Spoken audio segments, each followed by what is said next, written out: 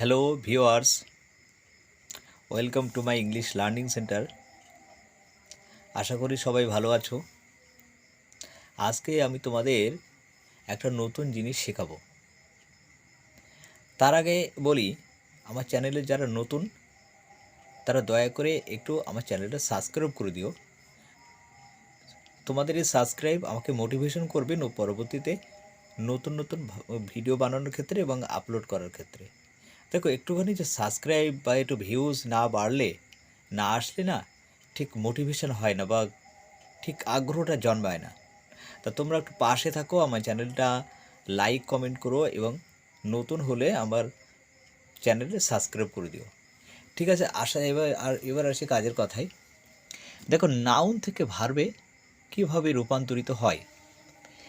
Apology, Apology মানে ক্ষমা, আর apologies মানে ক্ষমা চাওয়া।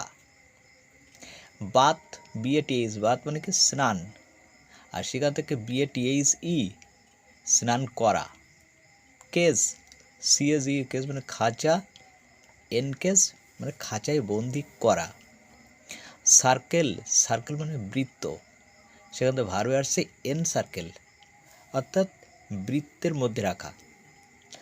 ক্লোথ, ক্লোথ মানে কি বস্ত্র, CLOTH, ক্লোথ মানে হচ্ছে বস্ত্র পরিধান করা। কারেজ, কারেজ মানে হচ্ছে উৎসাহ, সেখান থেকে আসছে এনকারেজ, অর্থাৎ উৎসাহ যোগানো। কাস্টম, কাস্টম মানে কি প্রথা, সেখান থেকে অ্যাকাস্টম মানে কোনো কিছু অভ্যাসে পরিণত করা। ফেম মানে কি যশ, সেখান থেকে আসছে ভার্বে ডিফেম, কাউকে কোনো কিছু বদনাম বা দুর্নাম করা। ফুড, ফুড মানে খাদ্য, ফিড মানে খাওয়ানো। ফোর্স মানে শক্তি, আর এনফোর্স, এনফোর্স মানে বল প্রয়োগ করা। ফ্রেন্ড, ফ্রেন্ড মানে বন্ধু, বিফ্রেন্ড মানে বন্ধু হওয়া। গেম মানে খেলা, গ্যাম্বল মানে জুয়ো খেলা, অর্থাৎ জুয়ো খেলা করা। গ্লোরি, গ্লোরি মানে উজ্জ্বল, গ্লোরিফাই মানে উজ্জ্বল করা।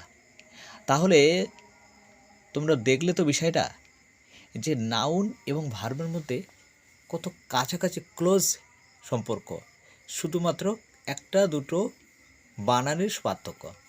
তাহলে ঠিক আছে, ভবিষ্যতে এরপরে আরও ভিডিও আপলোড করা হবে, তোমরা পাশে থেকো।